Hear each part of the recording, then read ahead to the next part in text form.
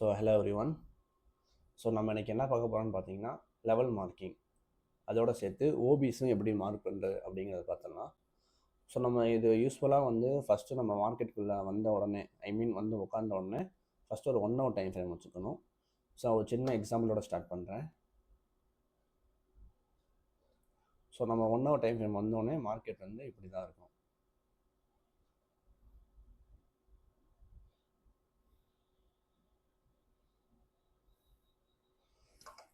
இப்படி இருக்கும்போது நம்ம ஆல்ரெடி படிச்சிருப்போம், இந்த சப்போர்ட் அண்ட் ரெசிஸ்டன்ஸ்லாம் மார்க் பண்ண படிச்சிருப்போம். அந்த தான் அதுலேயே எந்தெந்த லெவல்லாம் எந்தெந்த ப்ரைஸ் லெவல்லலாம் மார்க்கெட் அடிக்கடி மெட்டிகேட் ஆகிருக்கோ, ஒன்று ரிஜெக்ஷன் ஆகிருக்கலாம், இல்லை அது பிரேக் பண்ணியிருக்கலாம், அதே லெவலில் திரும்ப புல் பேக் ரீடெஸ்ட் எடுத்துருக்கலாம். அந்த மாதிரி லெவலில் நம்ம மார்க் பண்ணணும். எக்ஸாம்பிளுக்கு இப்போ இந்த லெவலில் எடுத்துக்கோங்க, 1 டச்சு 2 3 4 5 இருக்கா. இது ஒரு லெவல் 1, இங்கே லைட்டாக ஸ்வீப் தான் இது. 2, இது 1 3, இது 1 4, இது 1 5. ஓகே. நெக்ஸ்ட் லெவல் இங்கே 1 2 3. நெக்ஸ்ட் இங்கே 1 2 இந்த 3. நம்ம 1 hour டைம் ஃப்ரேம் மாற்றிருக்கோம். நெக்ஸ்ட் என்ன பண்ணால் 15 minutes டைம் ஃப்ரேம் மாற்றணும். 15 minutes டைம் ஃப்ரேம் மாற்றும் போது இந்த லெவலே கொஞ்சம் நம்ம அட்ஜஸ்ட் பண்ணுற மாதிரி இருக்கும், இல்லைனா ஒரு எக்ஸ்ட்ரா ஒரு லெவல் நம்ம ஆட் பண்ணுற மாதிரி இருக்கும். நம்ம இப்போ டேரெக்டாக சார்ட்டில் பார்த்துடலாம்.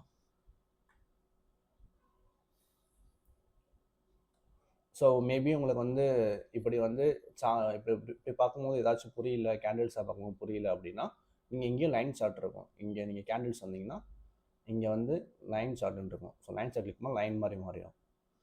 நீங்கள் இதில் மார்க் பண்ணுறது உங்களுக்கு கொஞ்சம் ஈஸியாக இருக்கும். எக்ஸாம்பிளுக்கு இங்கே பாருங்கள், 1 2 3. ஒரே நிமிஷம். இப்போ என்ன ஆகும்னா 1 2 3. இது ஒரு லெவலா. நெக்ஸ்ட்டு பார்க்கும்போது இங்கே ஒரு லெவல் இருக்குது, 1 2 இங்கே 3. 1 2 3. நெக்ஸ்ட்டு இங்கே ஒரு லெவல், இங்கே ஒரு ரிஜெக்ஷன், இங்கே ஒரு புல் பேக் எடுத்திருக்கு. அதாவது இங்கே கீழே ஒரு புல் பேக் மாதிரி எடுத்துகிட்டு ரிவர்ஸ் ஆக ட்ரை பண்ணியிருக்கு. இந்த லெவல் 1, இந்த இங்கே 1 இங்கே 1. 3 லெவல் ஆயிடுச்சு. நெக்ஸ்ட்டு 4வது தான், இங்கே 1 1 2 3 இங்கே 1 4. இது உங்களுக்கு புரியும் நினைக்கிறேன். அப்புறம் என்ன பண்ணணும், நெக்ஸ்ட் கேண்டில்ஸ் மாற்றி பார்க்கணும். மாற்றி பார்க்க நம்ம ஓரளவு கரெக்டாக தான் மார்க் பண்ணியிருப்போம். லைட்டாக சின்ன சின்ன ஆல்ட்ரேஷன் இருந்தால் கூட அந்த ஆல்ட்ரேஷன்லாம் பண்ணிவிட்டு நெக்ஸ்ட் டைம் ஃப்ரேம் நம்ம சொன்ன மாதிரி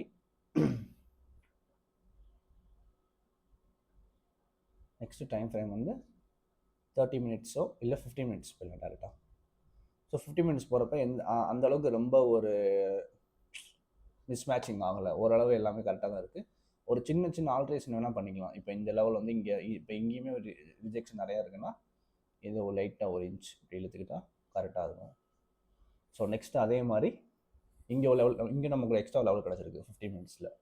எங்கன்னா இங்கே பாருங்கள், இங்கே ஒரு ரிஜெக்ஷனு, இங்கே ஒரு ரிஜெக்ஷன், 3 4 5. 1 2 இது ஒரு லெவலாக மார்க் பண்ணிட்டோம். அவ்வளோதான். Next 5 minutes.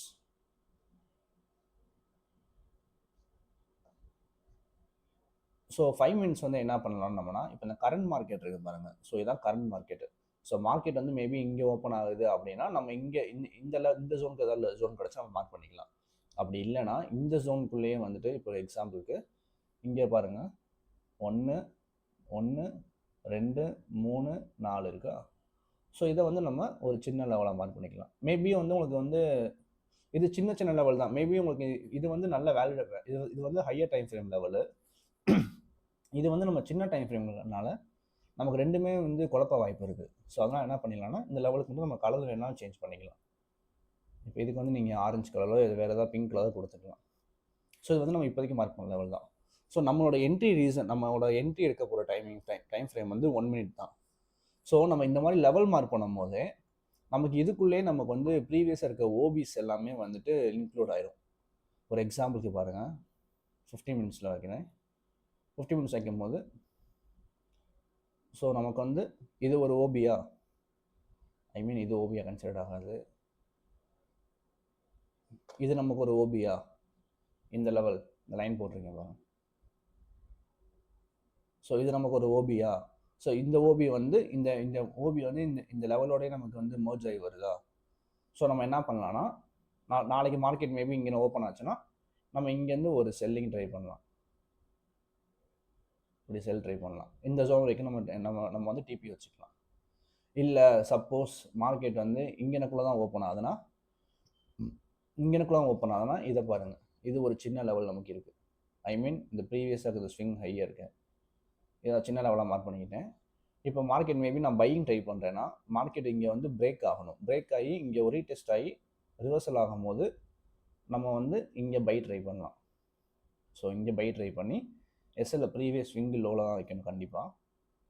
ஸோ லோவில் வச்சுட்டு இந்த லெவல் வைக்கும் கூட நம்ம வந்து டிபி ஃபிக்ஸ் பண்ணிக்கலாம். ஸோ இப்போ நான் வந்து 50 மினிட்ஸில் காட்டுறேன், மேபி நான் 1 மினிட்னு வச்சுக்கோங்க. 1 மினிட் தான் நம்ம என்ட்ரி எடுப்போம். ஸோ 1 மினிட்ல பாருங்கள். இப்போ என்ன ஆகும்னா, நான் எடுக்க போகிற லெவல் வந்து 5 மினிட்ஸ் தான் மேக்ஸிமம் நான் யூஸ் பண்ணேன். 5 மினிட்ஸில் இருக்க ஆர்டர் பிளாக்கு 50 மினிட்ஸில் இருக்க ஓபி மார்க் பண்ணி அந்த லெவலுக்கு மார்க்கெட் வரணும். இப்போ எனக்கு பாருங்கள், இது ஒரு லெவல் இருக்குது, இங்கே எனக்கு ஒரு 5 மினிட்ஸ் ஓபி இருக்குது, தெரியுதா உங்களுக்கு? நல்லா ஜூம் பண்ணி பார்த்தா தெரியும். இது ஒரு நல்ல செல்லிங் கேண்டில், ஒரு எஃப்இஜி இருக்குது, நெக்ஸ்ட் கேண்டில். ஸோ இந்த எஃப்இஜிக்குனா இந்த ஆர்டர் பிளாக் வேல்டு. ஸோ நான் என்ன பண்ணேன், நெக்ஸ்ட்டு இங்கே ஒரு லைன் மார்க் பண்ணிப்பேன். லைன் மார்க் பண்ணிவிட்டு இந்த லெவல் இப்போ மார்க்கெட் நான் சொல்கிறது வந்து மார்க்கெட் வந்து இப்போ கரண்ட் மார்க்கெட் வந்து இங்கே தான் இருக்குது, கரண்ட் மார்க்கெட் இங்கே இருக்குது.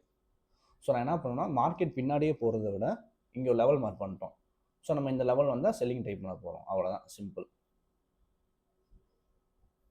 செல்லிங் டைப் பண்ண போகிறோம். அதே மாதிரி எனக்கு இங்கே ஒரு லெவல் இருக்குது 5 மினிட்ஸில். ஸோ இந்த லெவல் இருக்கா, அது மட்டும் இல்லாமல் இந்த லெவல் கீழே போங்க, இங்கே ஒரு ஓபி இருக்குது. ஸோ நம்ம இந்த லெவல்லேருந்து ரிவர்சல் ட்ரை பண்ணணும். மேபி நமக்கு இந்த லெவலுக்கு வருதா, வந்துச்சுன்னா இப்படி வருதா, இப்படி வரும்போது இந்த புல் பேக்கில் ட்ரை பண்ணணும். இந்த புல் பேக்கில் நம்ம என்ட்ரி எடுக்கணும். ஃபஸ்ட்டு இங்கே ஒரு ப்ரீவியஸாக ஒரு ஜோனை பிரேக் பண்ணணும். ஐ மீன் ஜோன்னா இங்கே ப்ரீவியஸாக இன்டர்னல் ஹையை பிரேக் பண்ணணும். பிரேக் பண்ணோன்னே இங்கே ஒரு புல் பேக் நடக்கணும். இந்த புல் பேக்கில் நம்ம என்ட்ரி பண்ணலாம்.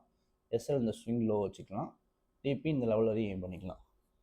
ஸோ டிபி இது வரைக்கும் நம்ம எய்ம் பண்ணுறோம்னா டேரெக்டாக அந்த ஃபுல் டிபி வரைக்கும் ஹோல்ட் பண்ணணும் அவசியம் இல்லை.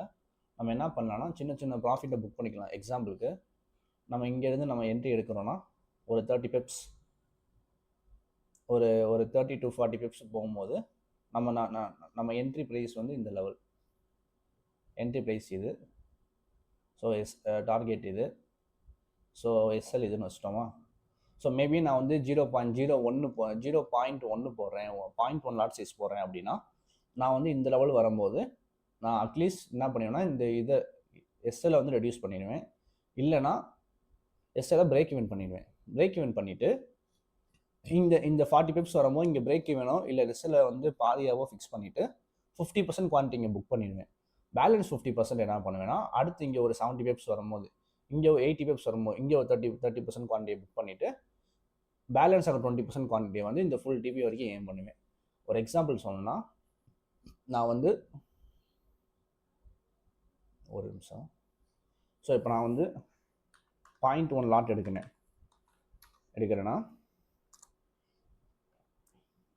40 பிப்ஸ் வரும்போது 50% குவான்டிட்டியை புக் பண்ணணும். 50% குவான்டிட்டி புக் பண்ணணும். அடுத்து ஒரு 70 to 80% வரும்போது 80 பிப்ஸ் வரும்போது என்ன பண்ணணும்னா, அங்கே ஒரு 30% குவான்டிட்டியை புக் பண்ணணும். பேலன்ஸை வந்து ஃபுல் டிபி வரைக்கும் எய்ம் பண்ணணும். பேலன்ஸ் 20% இருக்கும். பேலன்ஸ் 20%-ஐ வந்து ஃபுல் டிபி வரைக்கும் ஹோல்ட் பண்ணணும். ஸோ நீங்கள் இந்த மாதிரி பண்ணும்போது என்ன ஆகும்னா, நம்ம வந்து இந்த ஃபுல் மொமெண்டமும் கேப்சர் பண்ண ஒரு ஃபீல் கிடைக்கும். நெக்ஸ்ட்டு நம்ம இங்கே 50% புக் பண்ணிட்டோம். மேபி இப்போ மார்க்கெட் வந்து ஒரு எக்ஸாம்பிளுக்கு நான் வந்து இங்கே என்ட்ரி எடுத்துட்டேன். மார்க்கெட் வந்து இப்படி போயிட்டு ஒரு 40 பிப்ஸ் மட்டும் போயிட்டு சடனாக கீழே வந்துட்டானா, நம்ம அந்த 40 பிப்ஸை மிஸ் பண்ண ஒரு ஃபீல் இருக்கும். ஆனால் நான் என்ன பண்ணிட்டேன், இங்கே 40 பிப்ஸ் போகும்போதே நான் பிரேக் ஈவன் பண்ணிட்டேன். ஒரு 50% குவான்டிட்டி இங்கே புக் பண்ணிட்டேன். ஸோ சப்போஸ் எனக்கு வந்து இவன் பிரேக் ஈவனே இங்கேருந்து ரிவர்ஸ் ஆனாலும் பிரேக் ஈவனை அடித்தாலும் நான் ஒரு 50% குவான்டிட்டி புக் பண்ணிட்டேன் ஒன்று. இல்லை நான் இங்கேருந்து அவன் ஃபுல்லாக போகிறப்ப இங்கே 80 பிப்ஸ் போகிறப்ப நான் இங்கே 30% குவான்டிட்டி புக் பண்ணிட்டேன் 2. இன்னொன்று அவன் ஃபுல் டிவி போனாலுமே அப்போவே நான் ஒரு 20% குவான்டிட்டியை ஹோல்ட் பண்ணிடுவேன். ஸோ நான் இந்த மொத்த மொமெண்டம் கேப்சர் பண்ண ஒரு ஃபீலும் இருக்கும். அங்கங்கே நான் சின்ன சின்னதாக புக் பண்ணதுக்கும் வந்து எனக்கு கொஞ்சம் சாட்டிஸ்ஃபைடாகவும் இருக்கும். ஸோ இந்த மாதிரி நீங்கள் பண்ணும்போது என்ன ஆகும்னா, நீங்கள் ஒரு ட்ரேடில் வந்து கான்ஃபிடென்ட்டாக இருக்கலாம் ஒன்று. இன்னொன்று நம்ம வந்து இப்போ நம்ம ஃபோக்கஸ் பண்ணுறது வந்து ஃபுல் அண்ட் ஃபுல் ஸ்கேல்பிங் தான்.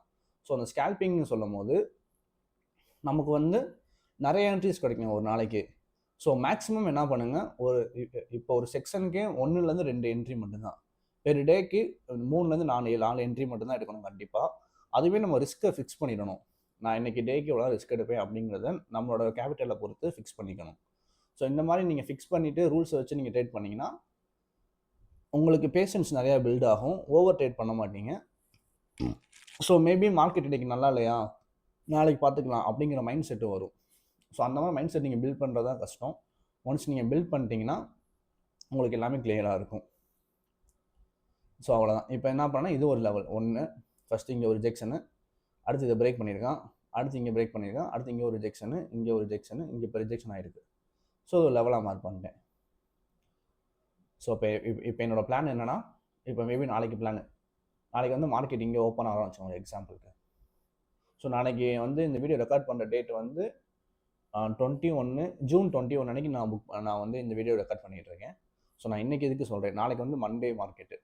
ஸோ நாளைக்கு பிளான் மார்க்கெட் மேலே இங்கே ஓப்பன் ஆகிறேன்னா நான் இங்கேருந்து பை எக்ஸ்பெக்ட் பண்ணுறேன், இல்லை இங்கேருந்து செல் எக்ஸ்பெக்ட் பண்ணுறேன். இல்லை அவன் வந்து இங்கே வந்து இதை பிரேக் பண்ணிட்டானா, பிரேக் பண்ணிட்டா ஒன்றும் இல்லை, நான் இந்த லெவல் இருக்குல்ல, நான் இந்த லெவலேருந்து பை எக்ஸ்பெக்ட் பண்ணுவேன், இந்த லெவலேருந்து பை எக்ஸ்பெக்ட் பண்ணுவேன். நான் இங்கே என்ன பண்ணுவேன், இங்கே பை எக்ஸ்பெக்ட் பண்ணிவிட்டு நான் இங்கே அலர்ட் போட்டுருவேன். எப்போ இந்த அலர்ட் வந்து ஹிட் ஆகிறானோ நான் அப்போ உள்ள மார்க்கெட்டுக்குள்ளே வந்துட்டு பார்த்துட்டு எனக்கு ரிவர்சல் கன்ஃபர்மேஷன் கிடைச்சா என்ட்ரி ட்ரை பண்ண போகிறேன், அவ்வளோதான். ஸோ எப்போவுமே வந்துட்டு நம்ம மார்க்கெட் கூடவே போகக்கூடாது. இப்போ மார்க்கெட் ஓப்பன் ஆகுதா, இப்படி போயிட்டே இருக்கும் போது இப்போ மார்க்கெட் போயிட்டே இருக்கும், நம்ம வந்து இங்கே செல் பண்ணலாமா, இங்கே பை பண்ணலாமா அப்படின்னு நினச்சோம்னா நம்ம மார்க்கெட் கூடவே போகிற மாதிரி ஆகிடும். நமக்கு பேஷன்ஸே பில்ட் ஆகாது, நமக்குன்னு ஒரு ரூல்ஸ் இருக்காது. ஸோ எப்போவுமே ஒரு லெவல் மார்க் பண்ணிக்கோங்க. செல்லிங்க்கு ஒரு லெவலோ பையிங்க்கு ஒரு லெவலோ மார்க் பண்ணிக்கோங்க. மார்க் பண்ணிட்டு இந்த லெவலில் வந்து பை பண்ண போகிறேன், இந்த லெவலில் வந்து செல் பண்ண போகிறேன் அப்படிங்கிற மைண்ட் செட்டுக்கு நீங்கள் வந்துட்டிங்கன்னா மேக்ஸிமம் நீங்கள் ஓவர் ட்ரேட் அவாய்ட் பண்ணிடலாம். நல்ல ஒரு ப்ராஃபிட்லேயே நீங்கள் வீக் க்ளோஸ் பண்ணலாம். ஸோ அவ்வளோதான். ஸோ இவ்வளோ தான் லெவல் மார்க்கிங்கு. ஸோ இது மட்டும் இல்லாமல் நம்ம நாளைக்கு இருந்து டெய்லியுமே மார்னிங் நம்ம லெவல் அப்டேட் பண்ணிடுவோம். நானே டெய்லி யூடியூப்பில் வந்து ஒரு 3 to 4 மினிட்ஸ்க்கு இன்றைக்கி என்னோடய பிளான் என்ன அப்படிங்கிறத நான் யூடியூப்பில் அப்லோட் பண்ணிடுறேன். ஸோ அதை நீங்கள் டெய்லியும் நோட் பண்ணி ஃபாலோ பண்ணிக்கோங்க. நீங்கள் ஒரு இது படிச்சிருப்பீங்க. ஸோ அதோட சேர்த்து இதையும் மர்ஜ் பண்ணி பாருங்கள், உங்களுக்கு ஹெல்ப்ஃபுல்லாக இருக்கும்னு நம்புகிறேன். தேங்க்ஸ்.